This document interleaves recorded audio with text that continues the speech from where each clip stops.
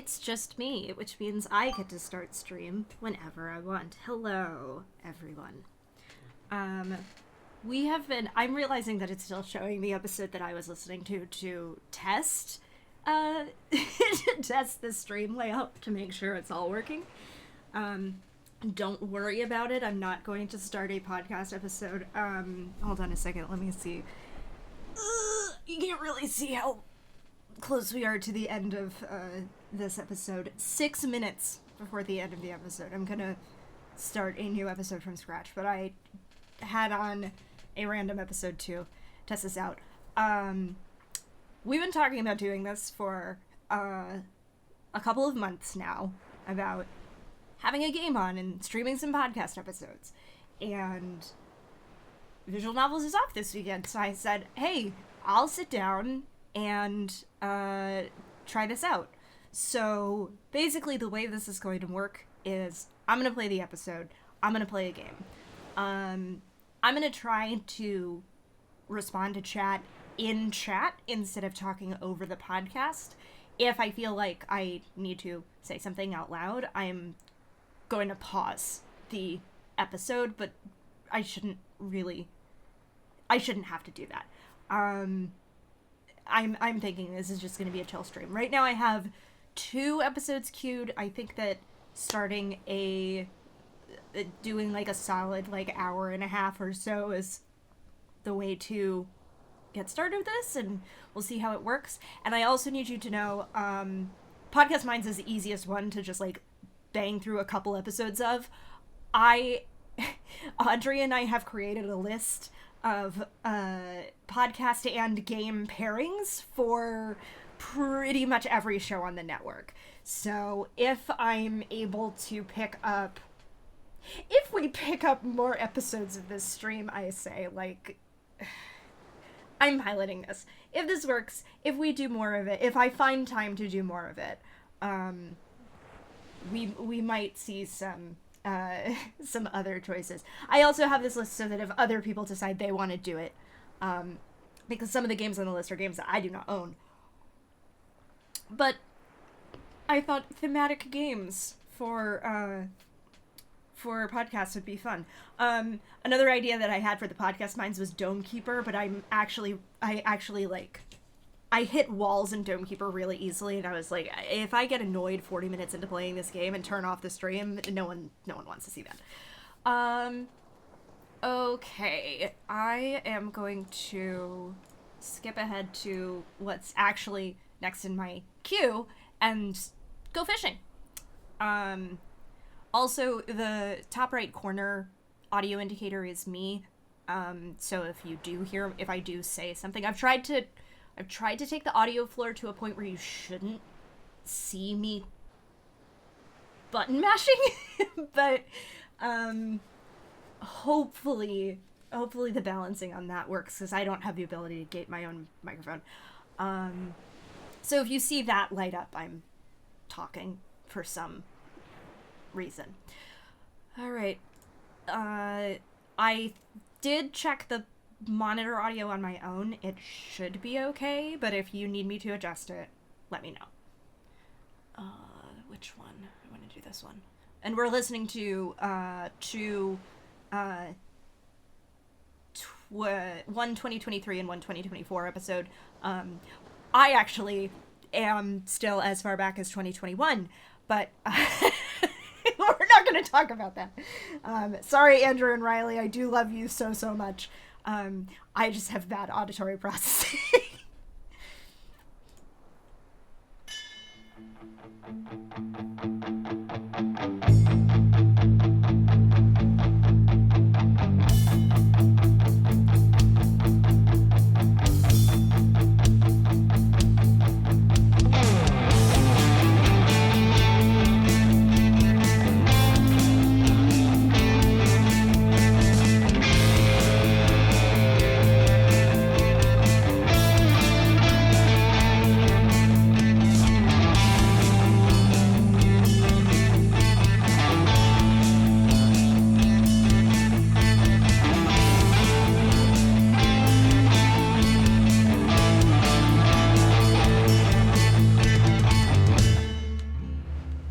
Riley. Yeah, Andrew. What is a podcast? I was going to ask if you wanted to record one, but I realized I don't know that I remember what one is at this point. It's been a grip. It's been a minute. We said with confidence we are out of the Extra Life Thanksgiving like hurricane, like the whirlpool, and we were like, now back to your regularly scheduled programming. And then what's that? What are those? Are those silver bells I hear? And then radio silence. Riley, when is the last time that we recorded an episode? When was Extra Life? Extra Life was what, November 11th? It has been over a month since I've done one of these things. Oh boy, how you been? I've been pretty good. I'm still in Wano in One Piece. I've finished the flashback. We are on our way to Kaido's island. I have been playing Alan Wake. And when I last talked to you, you were what, in East Blue in the first arc of One Piece? Is that right? Yeah, I remember this right. Last time we spoke was February. Yeah. Andrew's been a stunt double for most of this. No, listeners and Riley, sorry it's been a minute. I feel like every Thursday something has come up. We had Thanksgiving. We had the Game Awards. That's a big one. Equally important days. Spend time with your families and Jeff Keighley. Yeah, and then I was in migraine land for the other 2 Thursdays. So, ta-da! Here we are. It's amazing that Migraine Land didn't come with the Game Awards. You would think. You'd think those things would be closely related. Can I tell you something fucked up? Yeah, of course. So should we go off the air first? No, recently here. Okay, actually 2 things. One, this past weekend we celebrated Shermas, which is when my dad's side of the family gets together to do our Christmas celebrations. Great.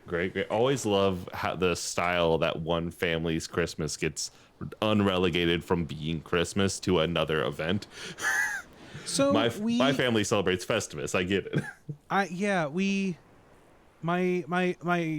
The patriarch of that group, my grandfather passed away over COVID, and so the past 2 years have been the first time that we've like gotten back together as a family, because we kind of skipped a couple years in there. And then I think my aunt has basically taken it upon herself to say, like, I am planning Christmas. This is what we are doing. It is Shermas. We are doing a lock-in style sleepover at my uncle's place. Oh, that rules. That's tight. It's a lot of fun. And it's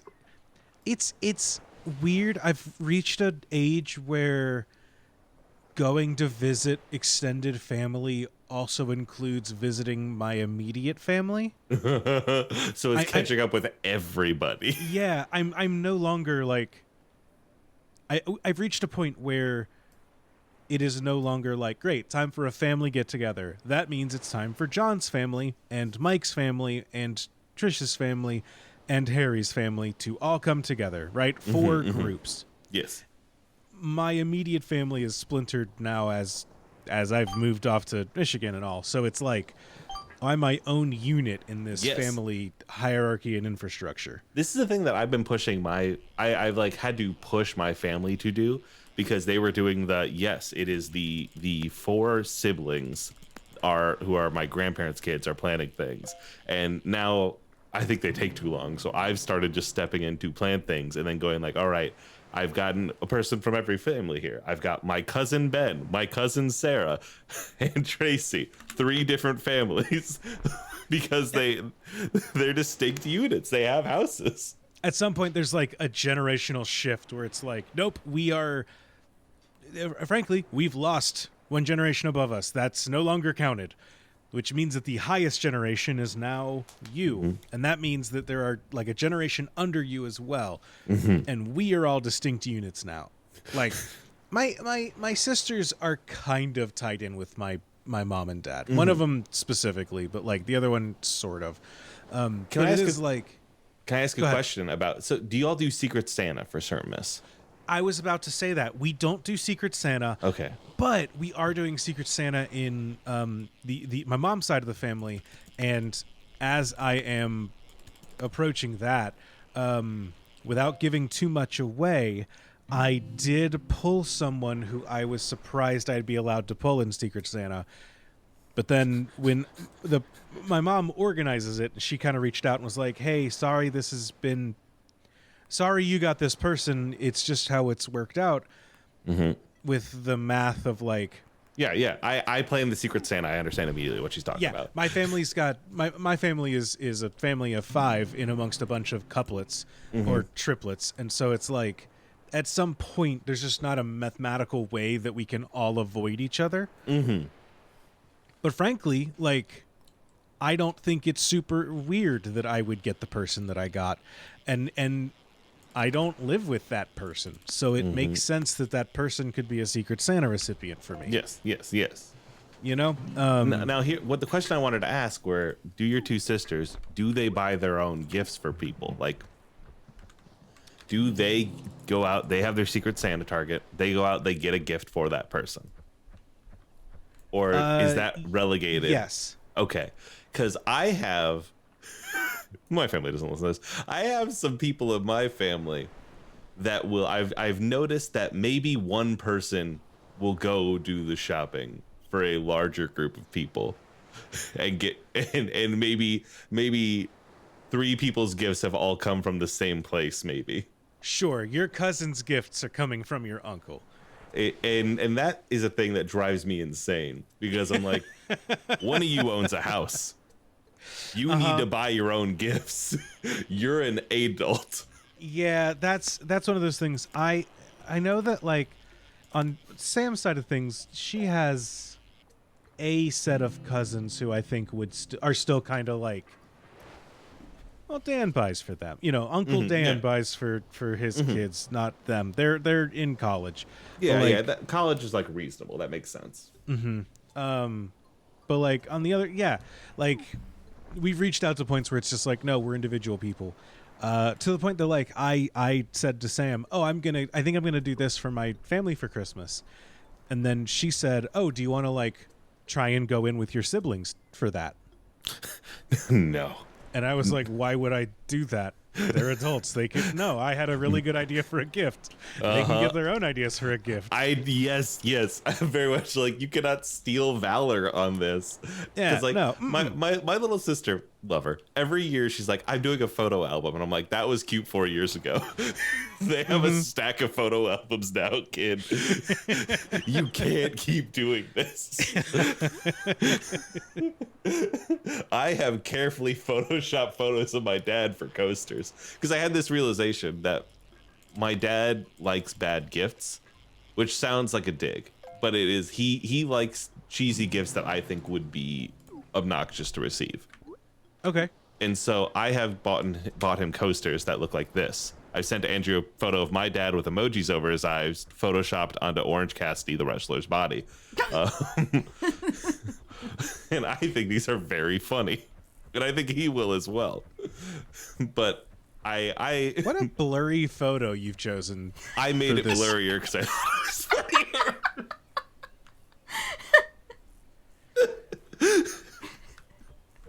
Now, this is to say I think this is better than a photo album. You be the judge. You know, if it's the kind of thing that your dad would like, I think that by all means you get it. I love hedging there. Thank you. I think that there's a fundamental difference between you and I. Where people have been saying this. But I do think that you. There are times where I will say, isn't this a shitty thing? And you will say yes, but isn't it funny that it's shitty? And my answer is always no. No. It's just bad. You've done a worse job. To where that's where I'm just like, oh, it's a blurry photo. You don't want to get a better photo to plaster the emojis on top of? And frankly, part of this is just me being persnickety. Like, I'm aware that, like, I look at a double photoshopped gift and I go, that's a little blurry. Now, and Like, here that's a sickness in my heart. Here's what I tell you is I went through this man's Facebook and he does not take a photo closer than 10 feet away. Every photo of him is like you've caught him at a distance. And so I'll tell you, I ran this fucker through some sharpeners and just settled on no, we're doing blurry. But I'm someone who really likes to give gifts. I'm just bothered when I'm like, don't like the gift that I'm giving. Does that make sense? But I'm like, you don't want to ask for anything else? You don't want anything more interesting? I get that. Like, I like to think that I'm good at gift giving, that I give thoughtful, personal gifts. Yeah. But I don't often go off of lists because of that. And there is a part of me that worries that I'm the wedding guest that, like, orders their own thing instead of something off the registry, but for Christmas. But I think that's okay since it's Christmas, not a wedding registry. Yeah, it's Christmas, so you are, unless you have been specifically told not to, you are allowed to go off book. And exactly. Further, like Mandy and I have a channel in our Discord that's just gift ideas that every day throughout the year, when like we either see something or hear someone say something, we just mark down name item. And nice. So, like, it's so nice. We were just going through the Christmas going like, all right, what do we got here? We got this idea, this idea, this idea, this idea. Just listing them up. And that felt incredible. We got all our shopping done in one day. Mandy had gathered the links. She was prepared. It was incredible. I'm realizing that we are now at an offshoot of an actual story I was telling. Oh, yes. So we had Shermas, where I get to see my uncle for the first time in a long time. You may know this Uncle Riley as the one who is in our audience. Hi, John. But also who we've talked in the past about and where I've claimed, quote, that you are their least favorite podcaster. Yes. This uncle who thinks this show would be better if Marn was here and you were talking about ARGs with future Hollywood folks. So not here for Lil Time Riley. Nope, too loud. Hi, John. So I was talking to him at Thanksgiving, and I will say I kind of lost sight of the fact that he listened to the show because, again, as he told me at my wedding, he doesn't like this one. So, frankly, I do want to say, since he's still listening, that's incredible. Thank you. But one thing that he said, to echo your point before of the ways that we're constantly growing older on the podcast, he said that specifically he liked that, and that it was fun to hear us start talking like old men as we're getting on the podcast. And it is fun to hear me specifically growing up and talking about home ownership and things like that. Things that he's been dealing with for like 2 decades, right? Tell him to tell his friends. And you tell him. John's listening. You tell him. Hey, John. No, hold on. I have to pause here because that's such a fucking uncle thing to say. I love that for Andrew's uncle. Shout out, honestly, that's awesome. He's specifically growing up and talking about home ownership and things like that. Things that he's been dealing with for like 2 decades, right? Tell him to tell his friends. And you tell him. John's listening. You tell him. Hey, John, it's me. John Riley Hopkins. That's right. We share a first name. I think that's beautiful. You should tell your friends to come listen to us 2 young bucks run into the world of home ownership here on the podcast Mine's There, but for the grace of home go we. Yeah, we used to have a concept for the podcast. That's long gone. We've thrown that away and decided what we are now is we are this old house, but with new people figuring it out while watching this old house. Yeah, this old pod. We'll be back to format next week, but I haven't talked to Riley in a month, so this is where we are. So in this conversation, so that's what my uncle said, and I've got really good news for both you and the other John, both Johns. Riley, I gotta complain to you about the drugs that my doctors have me on. Yeah, I saw you post about this, dude, and I am floored. Please tell me, lay it on me in full. I had a neurologist appointment the other day. Speaking of, I missed a month because I've been dealing with a lot of migraines. My bad, but there's a knife in my eye. And sometimes when that's happening, I don't want to talk to Riley, of all people. I'm a little bit loud, I've been told. It's entirely personal, I promise. It's not just the concept of a computer screen. Understand. I went to this neurologist appointment. I was like, "Hi, the medicine you have me on that's supposed to prevent migraines. Bad news, it's not. I just missed a month of recording the podcast. Mine's there before the grace of Pod Go We." And they said, "What's that?" And I said, "Don't worry about it." And this new doctor was like, "Okay, well, it sounds like you're not dealing with migraines. You're dealing with cluster headaches." Which, from what I can tell, are very similar, but I'm still going to call them migraines because I think that my boss will respect the phrase migraine when I ask for time off, but not the phrase headache. Yeah. He'll hear headache and be like, "Oh, little tiny baby?" It's like the difference between wife and girlfriend, right? Yeah, absolutely. If I say my wife is sick, it's like, he's got a legal obligation to take care of her. If I say my girlfriend's sick, it's just like, who gives a shit? Do her parents know? Let them handle it. Exactly. He says, "So here, we got this new medicine that'll take care of this." Now, one thing about it is a self-injectable medicine, which is something I was not super jazzed about trying to do.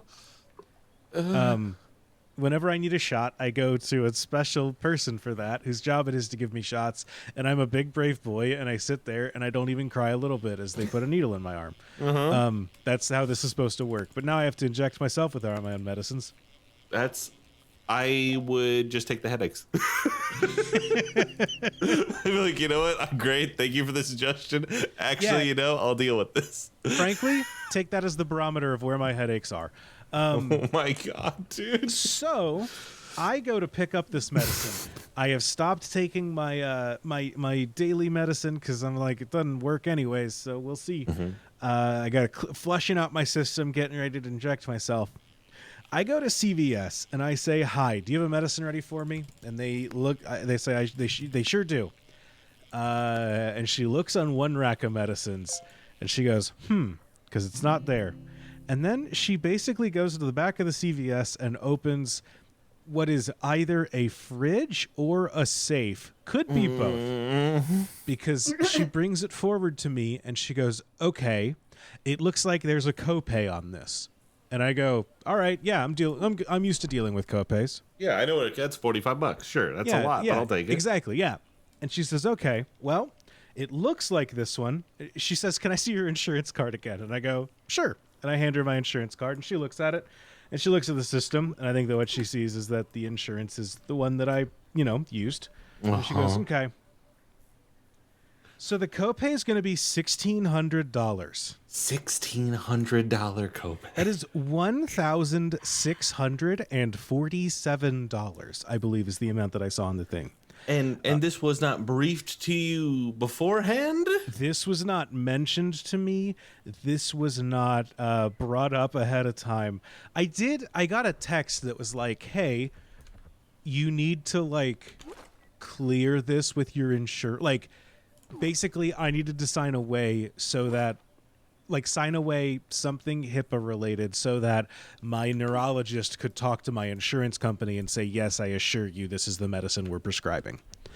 And I probably should have seen that as a red flag, but I didn't. I was just like, "Okay, yeah, please talk to my doctor. I'm swapping medicines." Please tell me there's some sort of solution for this that doesn't have you forking out 16. There are. So they told me that I can go to the manufacturer's website and find a coupon, which sounds laughable to me, because I was like, surely there can't be a 90% off coupon. Shut the fuck up. Do you have to enter promo code podcast vibes to get your cluster headache medicine for 90% off? Yeah, so the new deal is we've got a new sponsor on the podcast, and I'm in their pocket till the end of time. No, only if it works. No, apparently, there's I can go to their website, look up a payment card for it, and I don't know. It's a special card. I don't know how any of this works, I'm 12. Please, somebody explain this. Please, honestly, please, somebody explain this to my wife so that my wife can explain it to me. Is really what I need, because my eyes glaze over. I frankly, I don't remember the rest of the conversation I had at the CVS, because I just like, it was like I got hit with a flashbang. You didn't buy it, right? No, I don't have the medicine. I did not. Okay. I did not pay. I don't know. Here's the deal. I don't know how pharmacies and companies like this work. I don't know if I'm on the hook for $1,600 or not. I don't think so, because you didn't pick it up. Right, but like they did prepare it in my name. But they already had it. Like I don't think they didn't, because they had to special order it. What is the?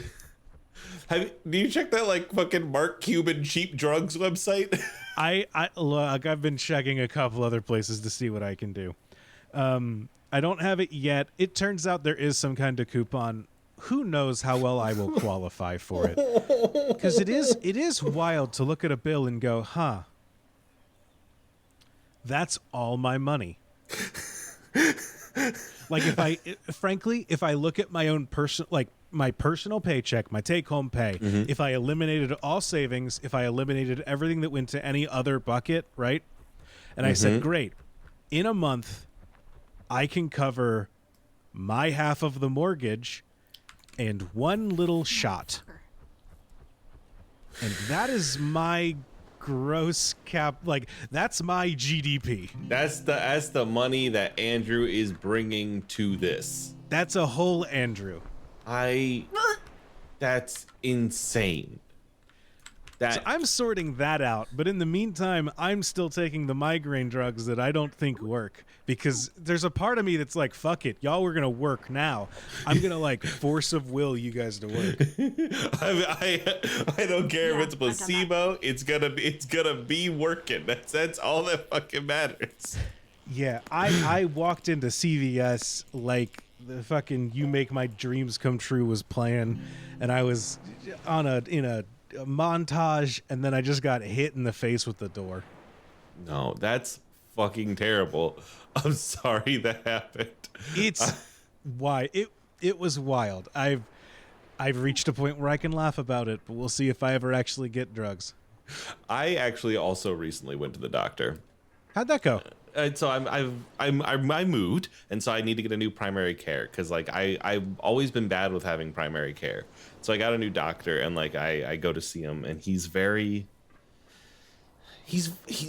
chatty, but not in like a personable way. Do you know what I mean? Like a dentist.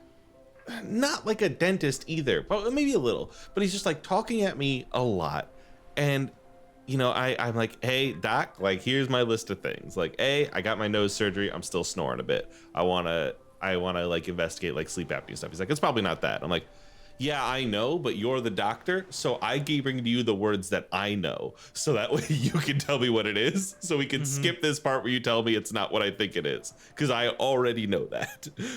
I'm going to pull this up here. I do have Pokemon Sleep, and Snorlax says I do have sleep apnea, so... Snorlax has a little mask on and is using that, and so I would like something to get me to not snore if at all possible. Like, refer me to somebody. And after a while, he's like, okay, cool, do that. And then second, I'm like, hey, my insides aren't good. And he's like, well, it's probably your diet. And I'm like, I know, but you're the doctor.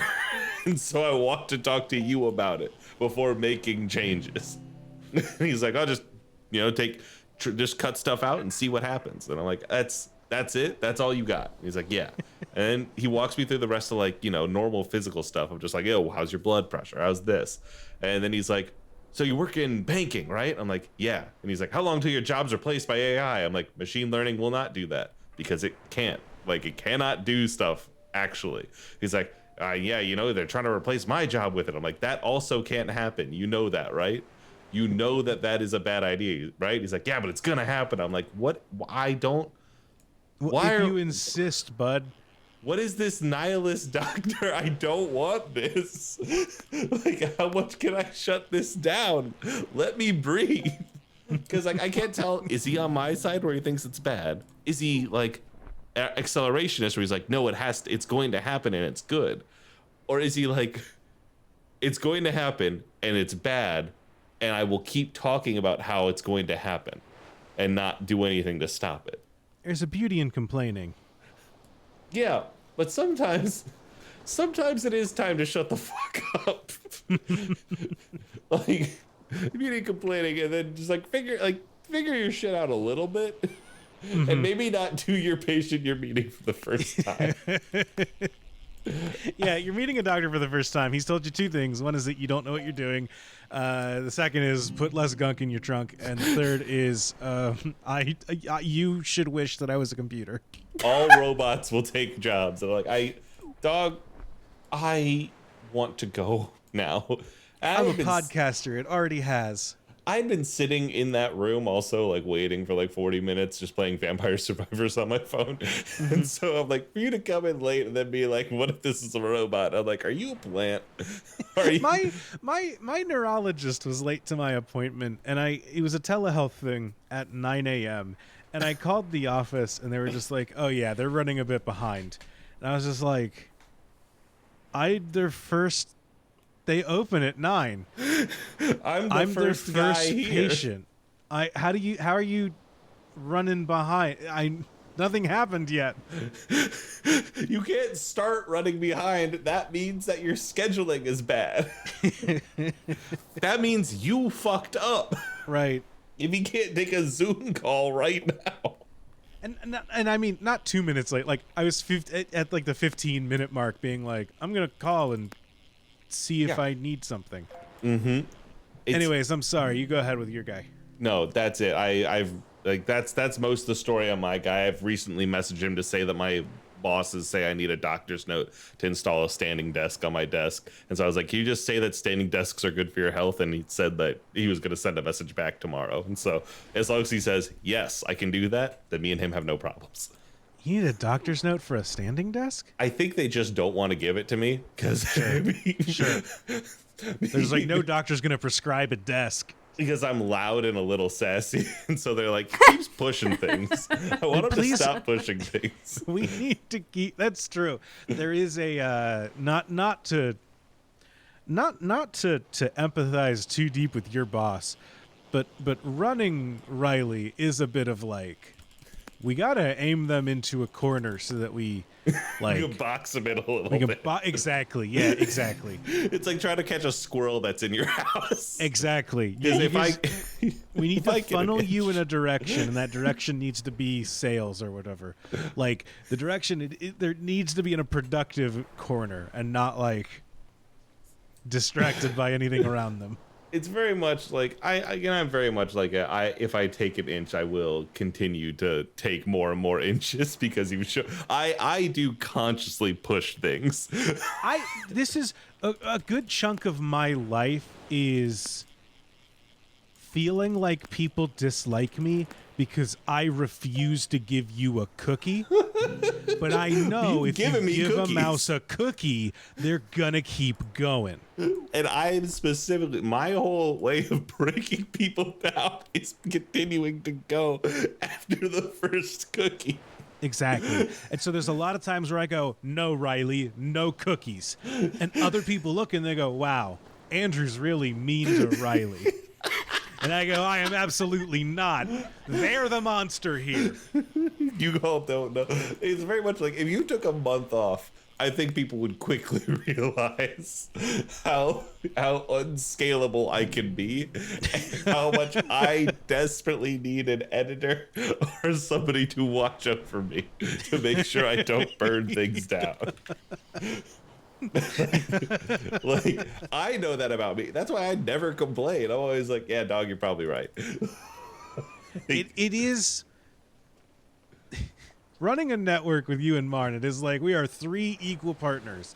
Asterisk. And the asterisk is Andrew has veto power over Riley. The second asterisk is this is Riley's idea. It is important to keeping an ecosystem healthy and viable. Yes, absolutely. We're a fish tank, Andrew. I want to knock over the bubbler. And you're like, no, you can't knock over the bubbler. You need that to live. And I go, no. Speaking of, some of my snails started laying snail eggs, and so I'm Snakes. trying to get an assassin snail to come in and eat baby snails so that they don't. You're gonna need to say a lot more than that. You just snuck that Frankly, one right it's a not a brand. What's the word? Hey, what's the animal word Species? for brand? Thank you. It's a specific brand of snail that they call it an assassin snail because the thing that it does is eat other snails. And I got my tank and I have 2 different snails that are of different species and they don't fuck. And then I had some live plants that I got that I guess had snail eggs tucked in the roots. And those hatched into 3 snails and it was fine. And they fuck. And then they fucked. And now there's a bunch of baby snails in my tank. And I'm sick of squishing baby snails. I'm sick of that being on my to-do list for the day. Forget to-do list. It's conscious. What else do you do? I could not be a aquarium motherfucker. Like that is fast. Like you have to be so much more rough and tumble. Like it is so much harder than any other pet. But also now I'm imagining you with this assassin snail and going, 47, your mission. Hanging from the red roof floaters is a pond snail. It's a common variety pond snail. It doesn't eat much, but when it does, it causes havoc. It's weird having. So I have a tank. Well, it's an ecosystem. Yeah, I have a tank and I have a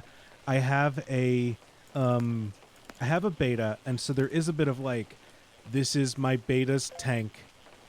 There are also some snails around who are kind of the cleanup crew. And there is a shrimp that I see every once in a while. Jumbo's kicking, I hope, but I haven't seen him in a bit. Every once in a while he comes out and I go, oh, hey, Jumbo's there. But it is like, at some point it stops being I have a fish and it becomes I have a tank.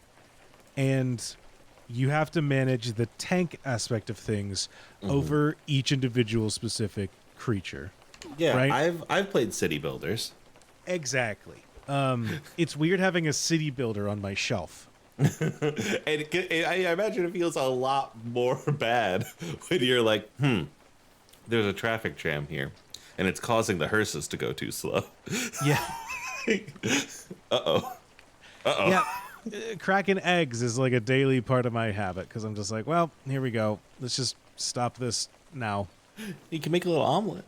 I have a smaller little 2.5 gallon tank that I have set up to like move the snails. Basically, if the snails hatch, and like, basically if they hatch, I move them over to this other tank where I'm going to give them away to some friends and then figure out what the fuck to do with them from there. But I'm like, an egg's an egg.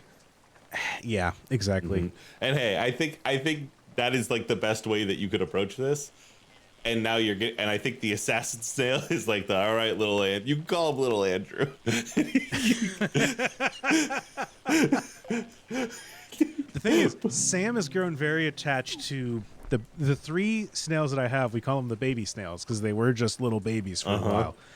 Sam is attached to those 3, and I'm like, you can't give kill orders. I need to get an assassin snail that is small enough that it eats all the little ones, and then I need to make sure it doesn't get big enough that it sees one of those 3 as a really good dinner. Can you move the 3 baby snails out and then let assassin snail go to town? And when assassin snail has compromised all of the enemy, then redeploy the 3 baby snails, removing assassin snail. Perhaps. Is that like you have to like, it has to be in waves. It could possibly happen. You have to extract the ones you want. And then it's like, you're telling those 3, this is dark. You're telling those 3 snails, hey, don't come into work today. And like, then once it's clear, those snails can come back. Well, it's more, we're repositioning them for a month. And then I did have someone at my job who went on leave for a long time because they, I think, just had got really burnt out.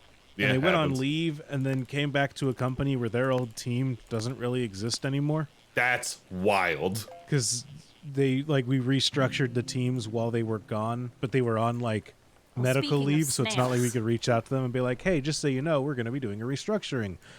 So it's just like, we're going to restructure the company around you while you're gone, and then you'll come in and be like, by the way, you work in this department now.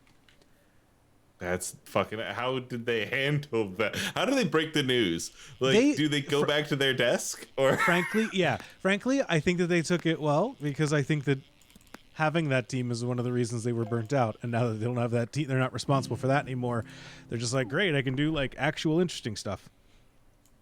Maybe. I don't know. I haven't talked to them since I got moved off that team.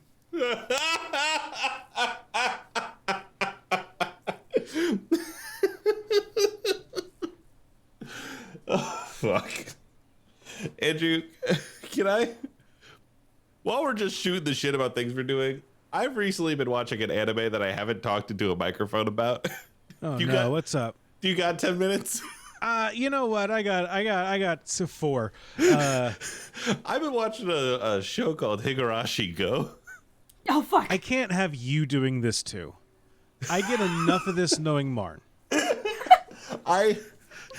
Let me Bye, say, John. Thanks for listening. It's been Bye, nice. John. It's great. I started watching this show because I knew it was a time loop thing, right? And I accidentally started watching the sequel instead of the first one, which I didn't realize until I was already an arc into it. And Martin was like, I don't think that should be happening. That's got to be a real mind fuck to it, to be like, oh, it's happening again. And they're like, okay, happening again. And you're like, no, happening again. And I was like, oh, where's the other again? Well, frankly, it's kind of easy for me because I'm like, oh yeah, cool, time loop. Yeah, no, she's been in here for a while. Yeah, totally, I get it. That's established. And then Martin's like, no, but these are all responses to the first show. And I'm like, oh, cool. I can see that some people here are very distressed. I get it. It's like, oh, what if a time loop started didn't start? What if a time loop movie didn't start at the beginning of the time loop, but instead started all right, and we're running. A time loop has been going on. It's like, some of these guys seem really annoyed for this to be the first time in the time loop. Yeah. They picked up on the concept very quickly. Things are happening so creepy right now, and I don't understand why. It is a show that is much gorier than a normal show I watch. I usually have a pretty hard line when it comes to gore in shows. But this one I have been taken in and deeply enjoying. I forget how much I like horror. And this is only the brain horror and none of the jump scare horror. And I'm kind of like, okay, this is it. And I've been enjoying Alan Wake too. That has more jump scares. That is also brain horror. And I'm kind of like, what if I just started watching more of this stuff and taking more of it in? Now, all this being said, I'm now upset. Having only watched a sequel series, I've come to find that the first one might be more problematic than I've been led to believe. Because I brought it up in another group of people, and they were like, "I don't think are you sure about what you're saying? Did we watch the same thing?" And you go, "Probably not." And then on top of that, I think I poorly pitched it to somebody today, and they're going to go watch it. I don't think, because I was pitched you on, it's a spooky time loop horror thing. And I accidentally pitched it to somebody as yeah, there's a board game club and it's about stories coming out of there. And they go, oh, board games? No. I'll put that on the list.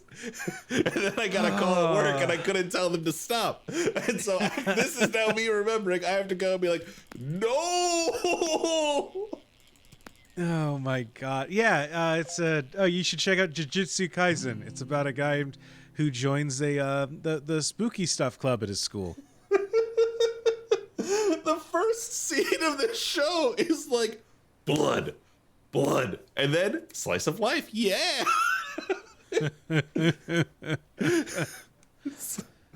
Oh God. That's what I had. That was my bit on Higurashi Code. Riley, I think that you would like Persona 4 if you didn't hate everything else about Persona 4. I did download it. Like, I really did. I tried both Persona 4 and Persona 5 because I want to enjoy it. I don't think 5 is great. It's like, it's fine. It is good. It is not my like. It's not the best. 4 is like, oh wow, we made a really cool JRPG, and we like, hey, we're gonna make an RPG about like solving a murder mystery, and people trying to come to terms with the parts of themselves that they don't really want to like come to terms with. Mm-hmm. But the problem is that like, it all's really like the murder mystery stuff is great and it's all wonderful. The problem is that like I want to come to terms with everything about myself is like everyone's answer to I'd like to come to terms with this is great. It's not real and it doesn't matter. Phew. Good thing I'm just normal and never have to deal with anything about myself. I was never neurodivergent, actually. I'm better now. It's well, and it's one of those things where like as a college student when I played the games, I was like, oh wow, the game is about like one of these characters struggling with his sexuality and coming to terms with the fact that like he might be gay. And then I kind of like realized, I was like, oh wait, that's not what this game is saying. This guy is going, you go through the dungeon, you beat up the quote unquote gay part of himself, and he goes, phew, good thing that's not real. It's just a manifestation of my insecurities. That's not time to put that back in the box and seal it away in myself. This is the problem, man. And I was like, oh, wait a minute. This is the opposite of how I've always read this scene. This is that shit like that I hear about that like when somebody pitches you something and is like, oh, you'd really like this, yada yada yada. But it's one of the truly play Persona 4 and just let the subtext be text. If you do that, it's a perfect game. One of the best games of all time. You just got to ignore a couple lines that get said. Which frankly, in each dungeon, and it's perfect. That's a little bit watching anime that is outside of my normal wheelhouse. Yeah, what's more 2007 than that? Hi-ho!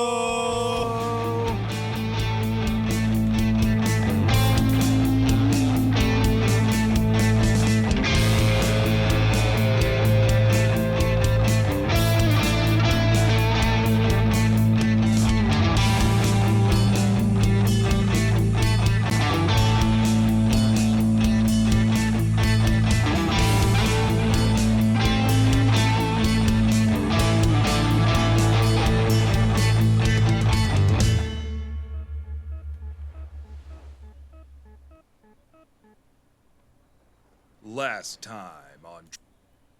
All right, real quick before I start the next episode, I promised to tell you guys about getting ghosted by a neurologist.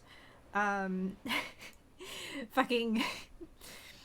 So, I want to say 3 months or so. It took me a while to get in to see a new neurologist after I moved out of New York and up to Massachusetts. But I finally got an appointment with a neurologist. I got a referral from my primary care doctor. She said, okay, go to see... Oh, shit. Hold on. She was like, go to see the referrals that I have are for this hospital. Great. Cool. Awesome.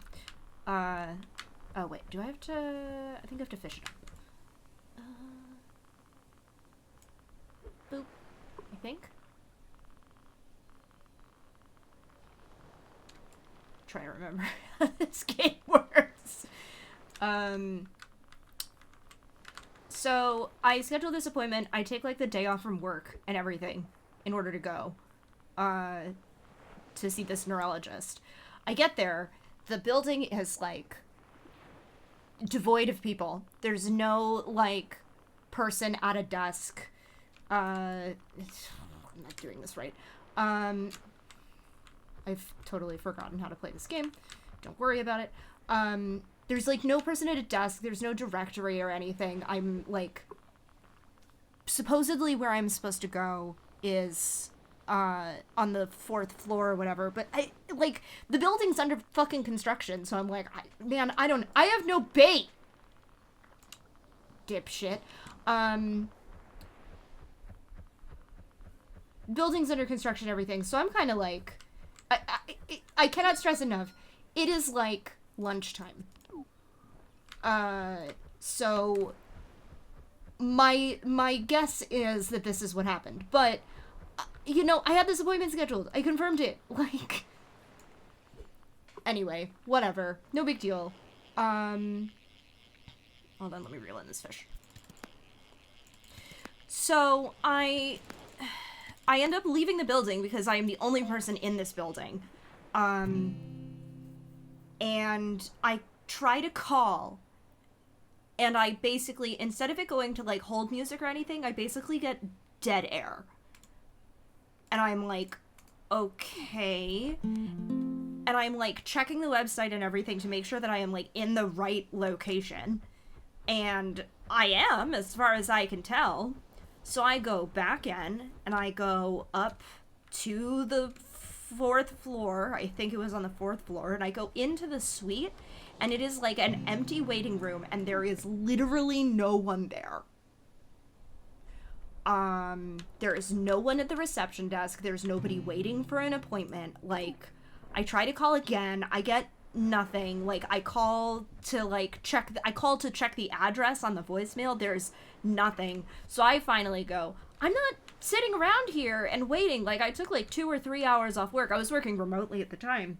I took, like, 2 or 3 hours off of work to go across the city to go see this neurologist. No. So here's the thing. I was not catfished by this neurologist, okay? Because I texted my mom afterwards because my mom was the one who... No, I scheduled the appointment. I scheduled the appointment because I got the referral. So I called my mom, and I was like, I don't know what the fuck is going on here. She ended up calling later to find out what was going on. They picked up the phone. They had been there. They were like, I don't know why no one was there when she got there, but no, we're not going to charge a no-show fee because she said that she showed up and nobody was there. So no, I did not get catfished. I got ghosted. But I was like, I'm not going to go see that neurologist again. Like, I'm not scheduling a new appointment with that neurologist to go see them if that is the... Now, granted, like... What I think happened is that I confirmed the appointment, but the confirmation didn't go through. That's the only thing that I can think of as to what could have happened, because clearly they were there, but they just weren't at the time that I went. So, and then it took me another 3 years to go see a neurologist. So, that was 22, and no, that was 21. That was 2021. And I didn't see a neurologist until this past March. So, you know, normal. Really, really normal. All right, let's go back to podcast finds. Last time on Dragon Ball Z. Turtle and I are going out to starting dinner. off with a coming You house two party, better behave while Bad, we're hell gone. yeah, let's go. And most importantly, no improv. If I hear any yes and, you're getting the back of this hand. Well, Vince, it looks like we've got the Kame house all to ourselves. Yeah, we do, Aaron, and you know what that means. It's time to throw a banger of a podcast.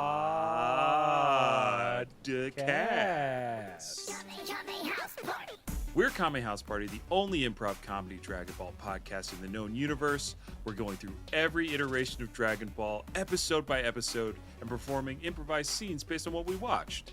And you don't have to be a Dragon Ball superfan to enjoy the podcast, because each week we do a 1-minute roundup to catch everyone up so you can enjoy the latest and greatest episode. Yes, and what the shell is going on? They're doing improv all over the Kame House. They even put on flannel shirts.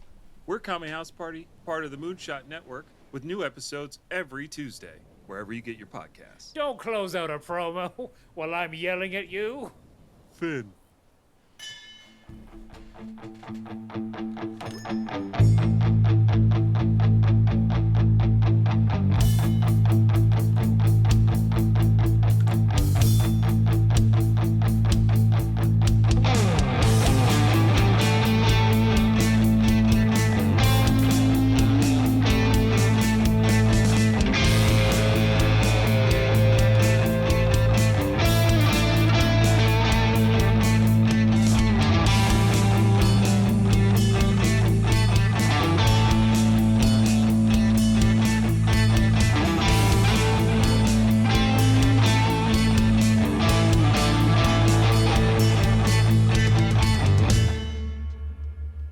Hey, Andrew.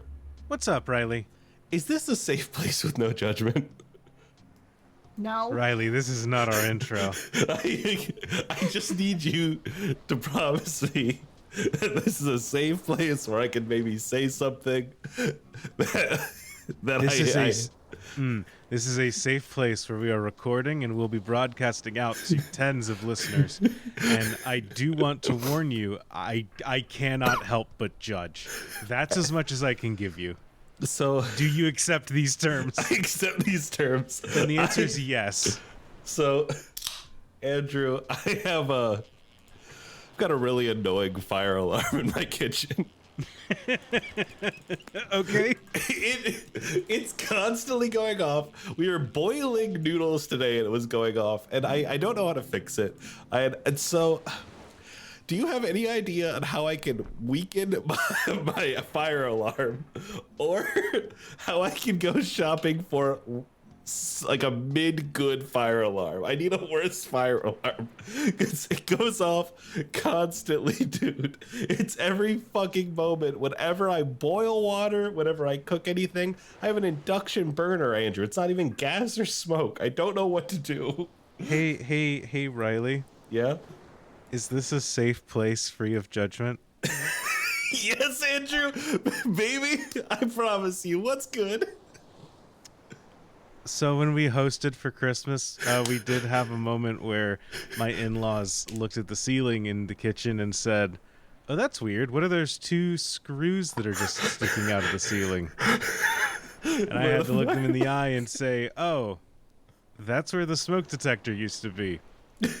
We took it out because we were out of batteries for it." I had to say that to my in-laws, the people who, in the eyes of the court, gave me their daughter. You know, for safekeeping and to have and to hold. And Andrew, it makes sense, you know? Like, I understand why a smoke detector's important and why you probably want one that's sensitive. But I'm tired of this life, man. I did have to look at them and say, well, we ran out of AA batteries to put in all of our Christmas lights. So we have Christmas lights now, and we don't have a smoke detector in, mathematically speaking, the room that is most likely to be on fire. Now, it's most likely to be on fire while someone's in there, right? Nothing's cooking while you're not there. And B, you took the batteries out of the fire, the smoke alarm, to put in the Christmas lights? No. I had a stash of Christmas lights, and then we realized that our house doesn't have external outlets. Yes. So when I went to when we went to get Christmas lights, we had to get battery powered ones. And so all of my stash of batteries went into Christmas lights that, frankly, looked terrible after 3 days.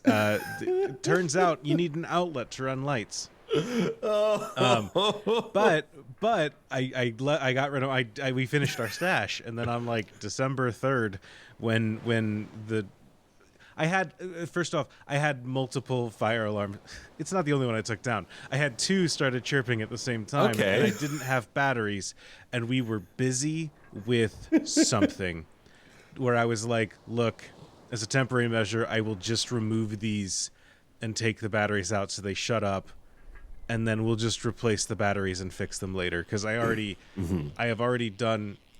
Our house has a lot of fire alarms. And it's one level. It's not like a super huge house. I feel like one in the kitchen and one in the hallway, you're good. Every room has a fire alarm. Are they not carbon monoxide detectors? Are they fire alarms? They are fire alarms. As I'm saying this, I realize we do have a carbon monoxide detector in our basement. But we probably want more than just that one, don't we? Because that's a gas that rises, isn't it? I don't know. So it won't stick around the base. Andrew, have you been seeing visions recently? I haven't. And frankly, what is it? It's an odorless gas that kills silently. Like, all right, that's a decent way to go. No, it's not. I'm not it's the one that planning makes on you it. see the Hat Man and start tweeting. I do love that post of, wait, when did I change my name to Poison Junior or whatever? Yeah, I now that I'm saying this, no, but they are fire detectors. They are in each room.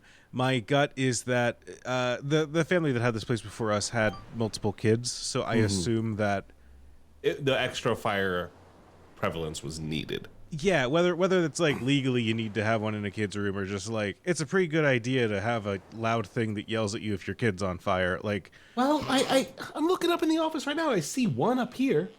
So I have one in my office, one in the bedroom, one in the kitchen. I don't know if I'm looking around my office. I have the shell where one used to be in my studio. The problem with mine is that, like, when I'm boiling water downstairs and it goes off, and then I have to go and I have to wave the towel in front of it for 5 seconds and it stops, is that the upstairs one starts going, fire, fire, fire. And it's not. There isn't one. It's not true. Is your fire alarm directly above the oven? No, it isn't. It's above the island in the middle of the fucking kitchen. It is like the oven is on one side, and maybe 10 feet away up is then the smoke detector. And so we have the exhaust fence on the fucking microwave, sucking in all that air. We got the gas detector that we have to be like, is there gas? Is there something going wrong? No. I don't know what it is, dude. I will say, before we continue talking any further, I would like to say, welcome, esteemed folks of the jury. Thanks for checking out Exhibit A in the insurance case that Riley is pitching 3 years from now. I'm Riley to you there on the prosecutor defendant stand. I'm not sure exactly where this falls for insurance claims. I'm so sorry that I'm about to lose you this case. Yeah, I was going to say, have you considered moving it further away from your oven? Just because I feel like, and maybe this is bad thinking, but like, if you move it further away, will it take it an extra 5 seconds to detect smoke in case of an actual fire? Probably. Here's the thing. I don't think those 5 seconds are going to be the make or break moments. It's hardwired. And if they are, you probably were screwed anyways, right? Right. I mean, that is true. But this is hardwired. It's not a battery one. It plugs into the electricity in my house. So when I ripped it down just now, before we started recording, I had to get in there and I had to grab the wires and yank them out the back of the thing, throw the battery out, and now it's sitting in the back of the coat closet where it's slowly dying. But so wait, is it hardwired or is it battery powered? If you can had take a it backup down? battery and it was hardwired. And so a Okay, hardwire, when it goes in off, the closet, it's just like, hey, holy shit! Now there's a fire and a power outage. Yeah, it's my like, turn to shine. It's going, I'm dying. Somebody please. I almost took it out to the garage. It was just like, I'm gonna throw this into the backyard and just gotta let it perish out there. Like, I in my heart when I pulled it down, I was like, I'm gonna smash this thing with a hammer, and I was like, I can't. That was it. Did you hear it? Yeah, I heard it. This motherfucker. Hold on, Andrew. I'm stepping away. Chat, if I heard that... Chat. Hi, podcast listeners. If I heard that correctly, it did sound like multiple... It heard me talking shit, Andrew. Riley, was it Andrew a was single talking to beep, or was y'all. it like multiple beeps in succession? That one was just a beep, and then it went beep, beep, beep. The beep, beep, beep is end of life. We did it, baby. We did it. We did it. I had to replace my carbon monoxide monitor earlier this year because it did go off in a way that I was like, huh, I've never heard of these talk before. Let me Google what this is supposed to sound like. We I have would double compromised to a permanent end. I would double check, but I do believe that when it beeps repeatedly like that is an end of life. Please replace me alarm, not a battery out alarm. Let's go. You're gone. You're dead. You're pieces. Fucker. Chat, if you know. Chat, Jesus, I'm broken. I just did the same thing while you were gone. Fuck.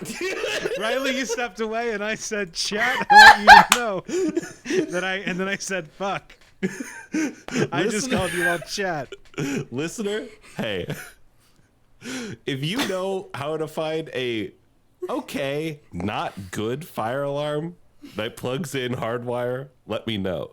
Or Go if to you have Home any Depot. suggestions on what's happening here, also Go to let me Home- know. Go to Home Depot. Be a dad. I haven't, but I'm gonna go there and I'm gonna be like, "Hi, can I get a low quality fire detector?" And they're gonna go, "What?" Because every time I Google it, how do you fix a oversensitive fire detector or smoke detector?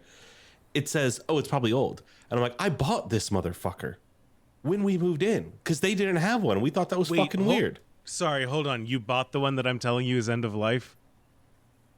Well, because we just unplugged it.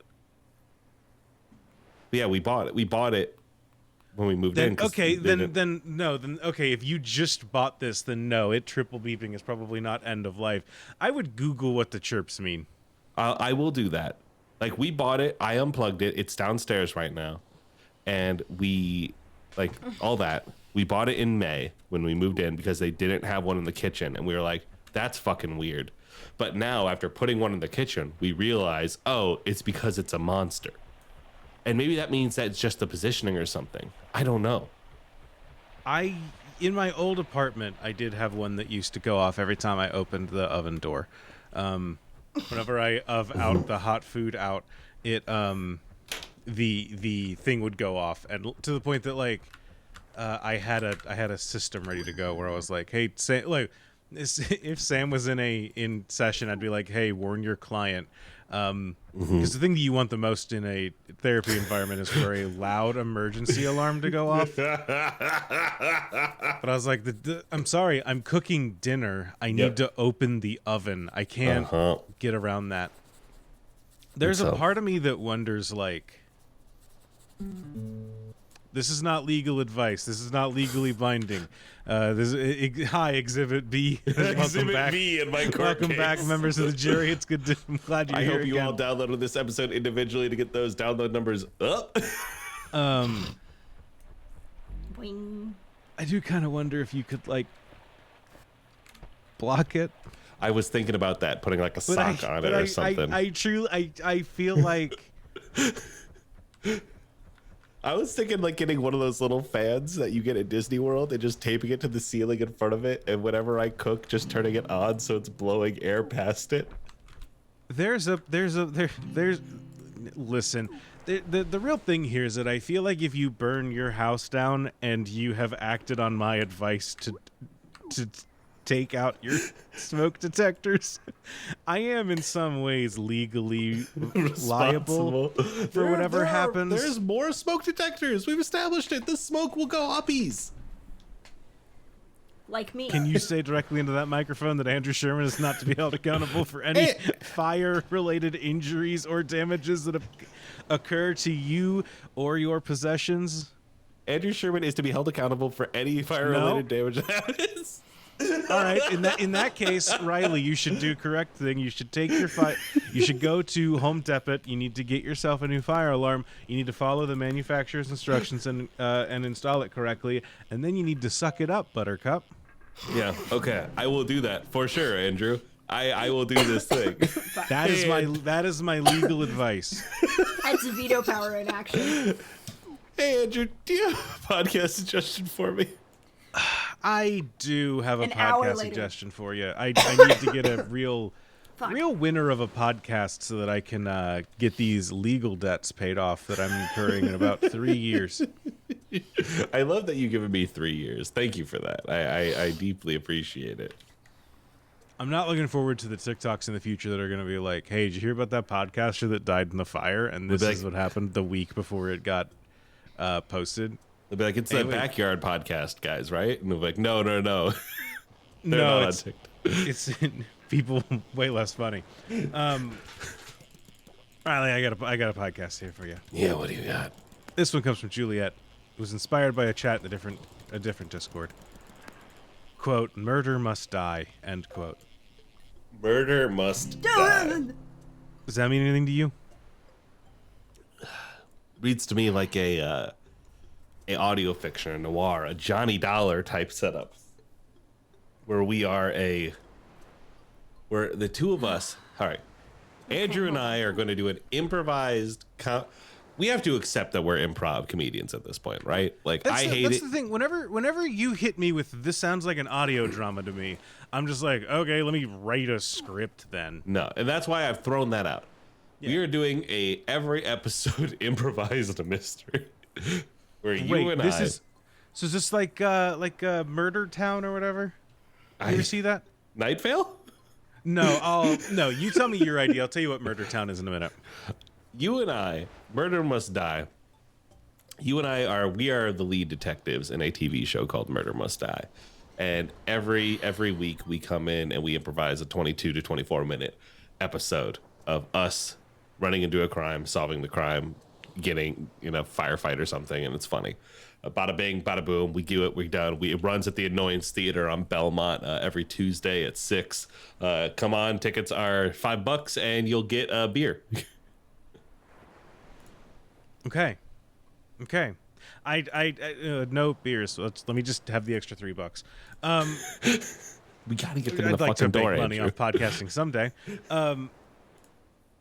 So yeah, you've basically just described Murder Town. Murder Town's a Netflix show where every week, well, not every week. It's a 6-episode Netflix thing, but it's the guy that has a podcast with the other cast members from Arrested Development. Oh, the Shameless fuckers? Not Shameless. Maybe. Smartless. That's it. Yeah, I was gonna say no. Shameless is a very different show.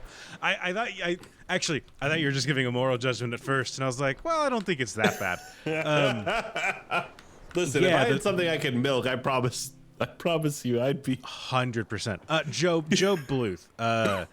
That guy has a TV show on Netflix where he plays like a police officer who gets a new partner every week, where he's going and solving a case, except the partner has no idea what anything is going on.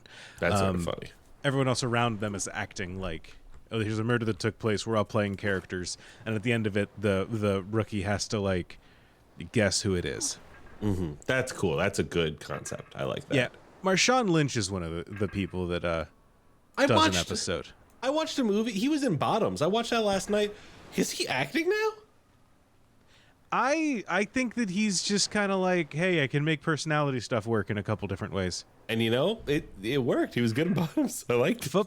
Football, unless you're Tom Brady, football lasts like 4 years tops, right? 4 years tops. You're in, you're out. Your body is broken. It doesn't go well. And he left football because, if I remember right, Marshawn Lynch was a football player who didn't want to fuck it. He's like, I don't want to deal with the press shit, because the press shit in football is awful and a nightmare. And they like farm you for sound bites. And he was just like, I don't want to do any of that, which like the front offices don't like, because they have deals with the new. This is a long way of me saying I was supportive of the don't fucking talk to the press shit that Marshawn Lynch did. That shit was funny. Is he the guy that was just there so he wouldn't get fined? Yes, I believe Okay. so. I'm gonna check. I don't know much. I just know very few, very specific moments of sports history. Most of them don't involve actual sports. And I know an approximate amount about most sports, but I listen to Remap Sports because I do genuinely like that. But the reason I listen to that is because there's one member at work who calls all the time and is always like, "Oh, how about them Bears?" And like it happened today, where I listened to Remap and then I go into work and I get this phone call. And I just say what Patrick Klepek said, and then the member's like, "Oh yeah," I don't know. He's like really excited about it, and I'm like, "Oh, cool, I did it." I'm providing a good customer service experience. I went to a thing a couple of months ago at this point, actually, back in October, and I accidentally stole Bear fan valor. Fascinating. Tell me more not about accidentally. So 1 year at fantasy football, I used the Bears defense as my defense for the year, right? Maybe I got a quarterback or something. I don't know. Sam's family, big Bears family. That's interesting to me. So they're not from Illinois, right? They're from Chicagoland. But Indiana, right? Yeah. They've got a team. Who, the Colts? Yeah, the Colts. I don't know what to tell you. They're in the Chicagoland area. They'd rather be associated with Chicago than with Indiana. They're right to say it. They're right to do it. I'm happy for them. Yeah, I'm not here to judge. So I was, especially Sam's dad, big Bears guy, and so 1 year for Christmas they got me a Bears shirt, which I very embarrassingly said, "Oh, cool, the Cubs." Because the logo's a big C. My bad. Yep. That's just Chicago. Yeah, and I was just like, look, I have them in fantasy football. I'm not actually a sports fan. But I was like, great, thank you very much. I'm excited for this. So whenever I go to visit them, I usually bring this shirt with me and I wear it, right? You are a very kind person in a way that I am not. It's a gift they got me. It's one shirt I don't have to think about because the rest of frankly, I'm not. The rest of my wardrobe is just shirts where I'm just like, I don't want to explain this. I don't want to explain anything on my shirt. So it's either going to be solid colors or that. And so we went to some event, like a barbecue fest thing a couple months ago. In South Carolina with the rest of her extended family. And it was a hotter day than I was expecting, so I wore that shirt instead of which I brought as like pajamas basically. But I was like, fuck it, we're gonna be outside. It's 90 in October. The world's in a great place right now. I guess I'll wear this. And multiple times that weekend I got punched. You got punched? People would punch me in the shoulder and be like, "Hey, bear down," as they're walking past. And it took me longer than I'm, happy to admit. It took me a while to realize, it's because I'm wearing the Bears shirt. I was just like, why the fuck is the town of why is this town hate place? me? Why is this town just aggressively punching me in the street? Fuck it. But I realized what was up, and then it kept happening, and I was just like, every time I was just like, hey, because I don't know what to say. What do you say to that? Yeah, Bears are down. Yeah, bear down, dude. The Bears. Yeah, dog. Rawr. I don't know what. Don't roar at him. I don't know what your fucking what quote unquote culture is. Next time here, I can give you enough talking points that I've retired the shirt. I'm no longer wearing it in public. That is amazing. I was like, shit, I would rather explain baseball than be punched in public.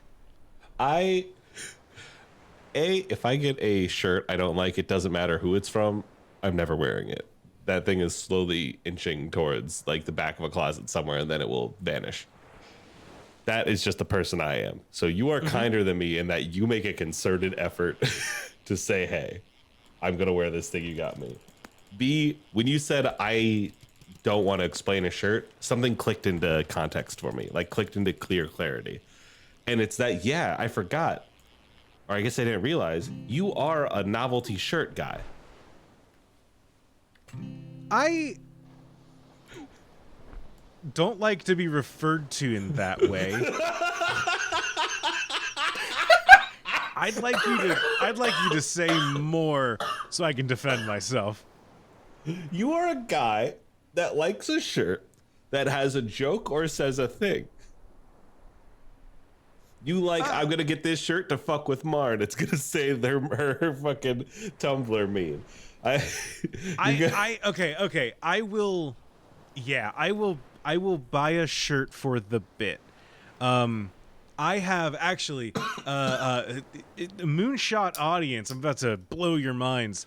I have a couple different shirts that I bought and only wear for Moonshot related things. Which explains why I only see you in them there. This makes sense. Yeah, I don't You're wear. You're telling me that Riley. I can't build a direct understanding of your life and how you live your life from streaming events? Weird.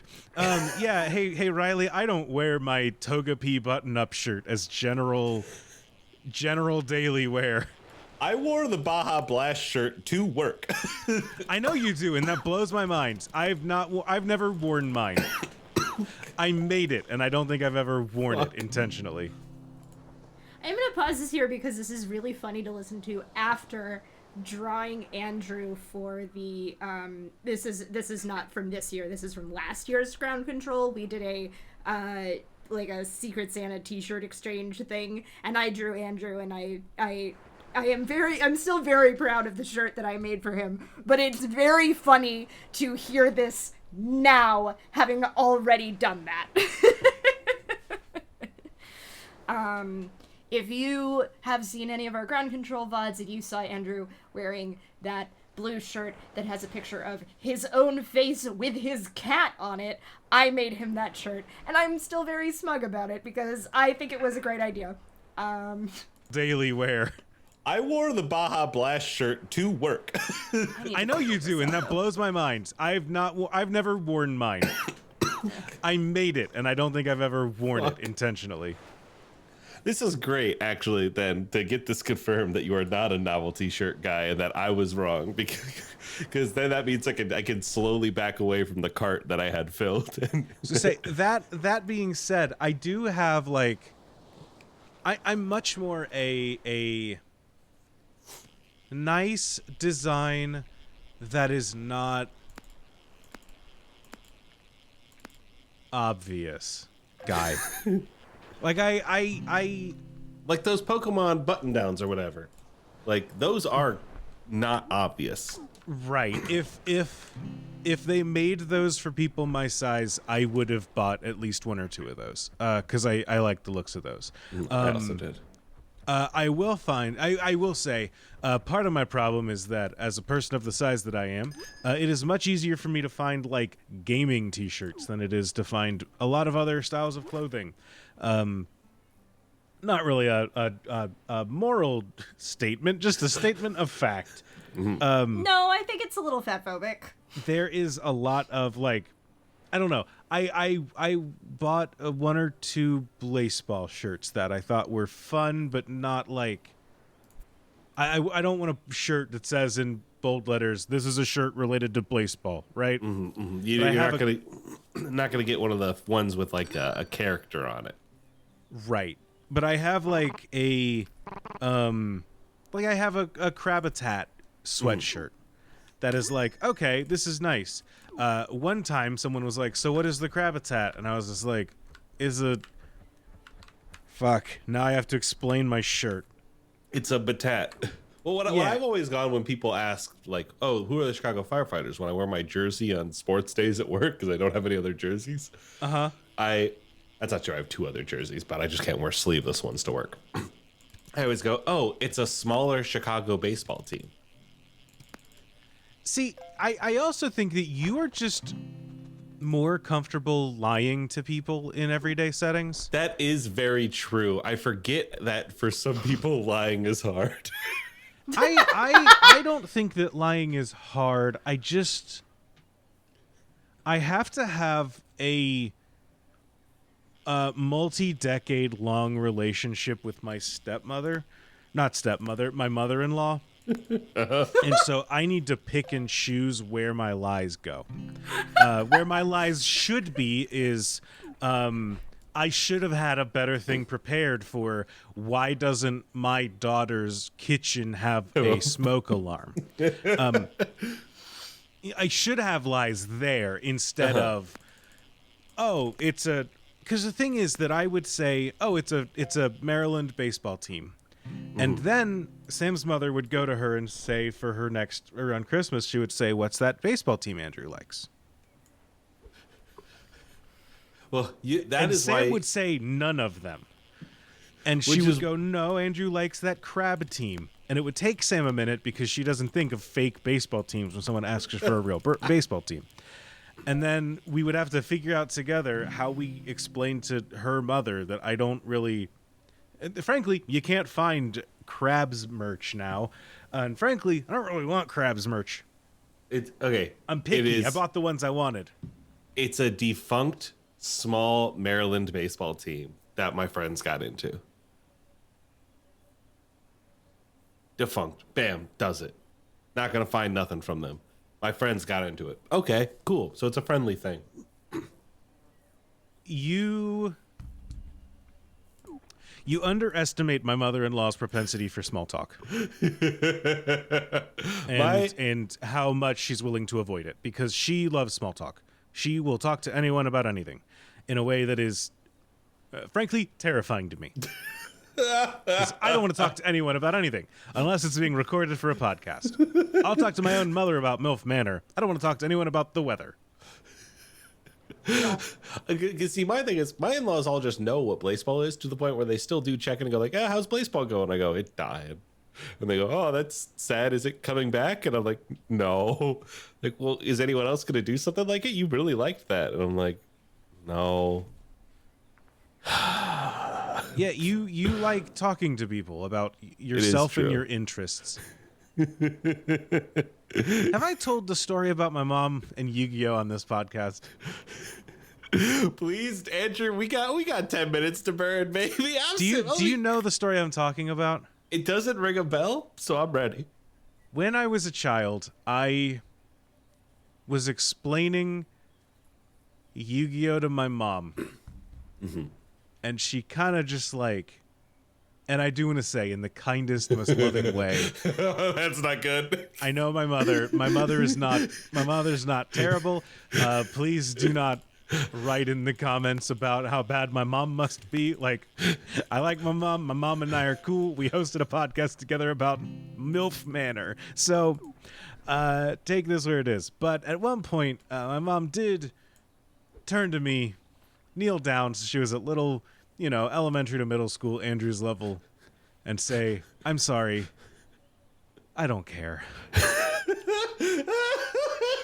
I am glad you have a hobby. I am glad that you are liking Yu-Gi-Oh! I am never going to care about this in the way that you do, and I'm sorry for that. That's so fucking genuine. And she was right, and I get it. But it has led me to be a person who, in every conversation I have, am hyper aware of how interested the other person I'm talking to is in having that conversation. And I take it back. I don't want to go up to someone and say, let me talk about baseball. This episode A is thing extremely that I will describe psychologically in a single fascinating. sentence, of which you will understand none of the words. They'll understand baseball. I don't have that in me. And so I'm very I don't like to talk about myself or things I'm interested in because I understand that they're niche. Is really where I am when it comes to stuff like that, which is why when it comes to t-shirts, I'm just like, oh yeah, I don't need to wear clothing that asks questions. Clothing that could pose a conversation. I need my clothing to say no thank you. Oh fuck! My clothing should. My clothing. The statement I want my clothing to say is, he dressed himself. Wow! Good job. Good job. Look at him go. This guy's out here in a shirt. We have like a work clothing store, and you can wear the work t-shirts with jeans every day. But if you don't wear the work t-shirt, you can only wear jeans on Wednesdays or Fridays or whatever. And I've gone through and I just bought, because you get $50 on your birthday and $50 on your work anniversary, and I haven't bought much, so I now have like $100 something, like $200 of work bucks to spend at the work script to spend at the gift shop. Oh, at the company store? Yeah. And so I just recently bought 9 shirts that are exactly the same, just in different colors. And I think I'm just going to start storing them at my desk to just, all right, I'm putting on my work uniform and I'm going to put it on. And now I'm here. All right, I'm leaving. All right, back to the tank top. I'm out of here. I have okay, I will buy the same shirt multiple times if I like it a lot, and I'll do it in the same color. That's fair. In the Which same Sam color. says is crazy. No, I'm The with same you. color is say- a little crazy. But I've picked the best color. Why do I need other colors if this is the one that I like the most? If I get the other colors, it will just make a hierarchy of colors that I care about. And what's going to end up happening? So if it's blue, What's red, ended up yellow. happening is you're dressing like a cartoon character. If it's blue, red, yellow, You got the inevitably, same fucking shirt every day. You're on model. Look at you go. inevitably, I will just wear the blue one a lot, and I won't wear the yellow one much. Eventually, the blue one's gonna have to get washed. And good news, fucker, you've got a yellow one now. Eventually, the blue one's gonna get washed in good news. I got one. How often are you doing laundry? We do it at a regular pace. That's not a number. That is not a strict time. I'll give once a week because things are in flux. I think that's fair. Once a week, that's how much we do laundry. I will support that. When you answer a direct question with a regular amount, what I have to assume is Andrew has a mountain of blue t-shirts stacked 6 feet high and is working through them. And when that thing gets to around knee height, he's like, "All right, time to go throw the color catcher in that damn wash machine and get it going." Listen, I'm just saying that when I was a kid, my mom would buy me 2 of a shirt, right? And I would like one more than the other one, and then I would wear that one, and then I wouldn't want to wear the other one. And so as an adult, I just bought 2 of the one that I like. It's easy. I'm sure if I went on BuzzFeed and fed all of this into some personality checker thing, I would get some answers that I'm not super comfortable getting into. But like, I know what I'm about. We hit a point near an end of an episode where like you have been telling us, one of us is telling a story enough, and then like the other continues to laugh, and it's like the "finish him" comes up on the screen. Like, all right, bring it home, and then the high ho can hit. Get ready, hit the button inputs.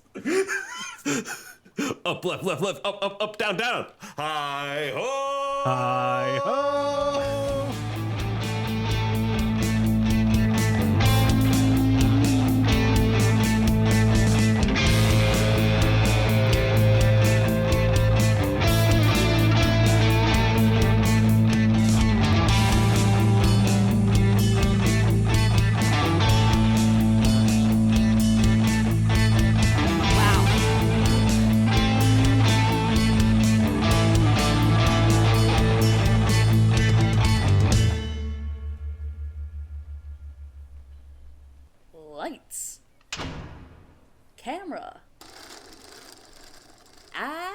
adaptations. Oh my god, Emma is so tiny. Ever watched your favorite book become a movie and said, well that certainly was a weird decision? Of course you have. Hollywood is constantly perfect timing. I making just changes ran out for of their bait adaptations, also. and this podcast aims to answer the question of why. Join host Emma Shannon and a different guest every month on Unnatural Selection, a new Moonshot Network podcast, as they talk about a film, its source material, and what makes an adaptation good, faithful, and less commonly, good and faithful. Check out episode 1, coming to a podcatcher near you on February 15th. No! Not that February 15th. Have a good night, Green Bean Phoenix. This is also, we are out of the episodes that were in my queue. I was going to type out and then the theme music hit, so I was like, I'll just wait until the music's gone. I want to be a laundry on the same day every week like Clockwork guy. Unfortunately, my brain does not like me, so I do not do that. I am going to just... I've got a bunch of, like, random shit in my bag that I have saved that I'm just like, oh, that's neat. My giant fucking whale. But that is the end of my allotted podcast time, I say. Like, I don't have the power to listen to more podcasts if I really wanted to, but that is the end of our allotted podcast time. So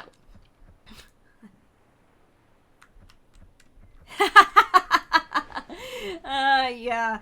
I had a really funny incident with this happen, where I listened to issue 0 of Bump in the Night, and then in the car on the way to a wedding I went to a couple weeks ago, I said to my girlfriend, can we listen to issue 0 of Bump in the Night?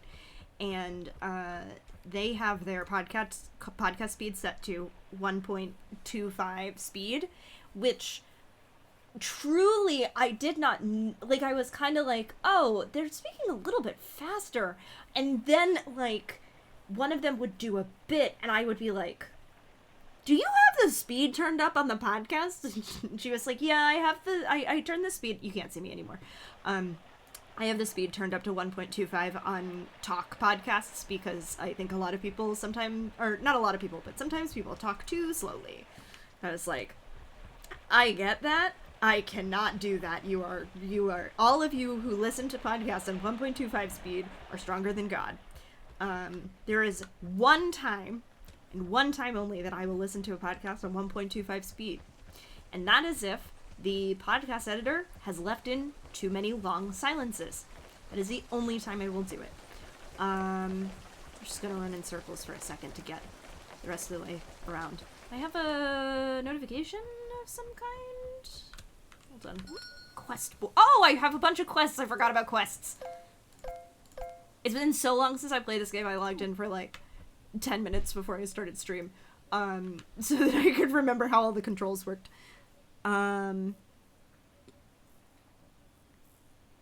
I know that I would get used to it, but the process of getting used to it is goddamn fucking miserable for me. Blink. Okay. I am going to sit on a chair somehow. There we go. Alright, let's see. I'm not going to open this up in the window where I have the podcast open. Let's see who is currently live that we can raid. We have to get rid of the kids and the animals. Wait, first. is that? It is Icarus. Icarus is Oh shit. Okay, hold on. Is that who I think it is? Some wild shit. Shh. Okay, yeah. Let's go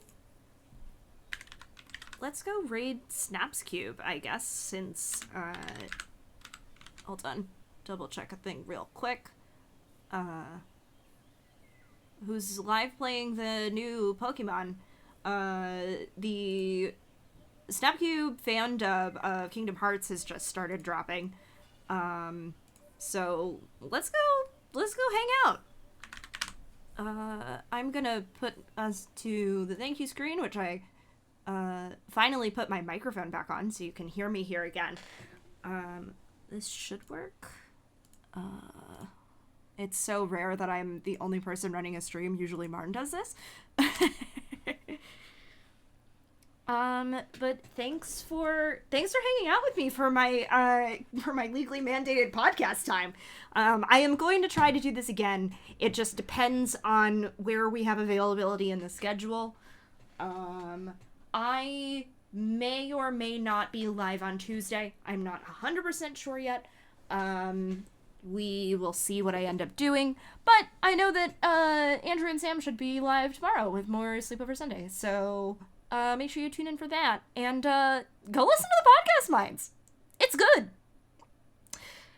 All right. Have a good night, everybody.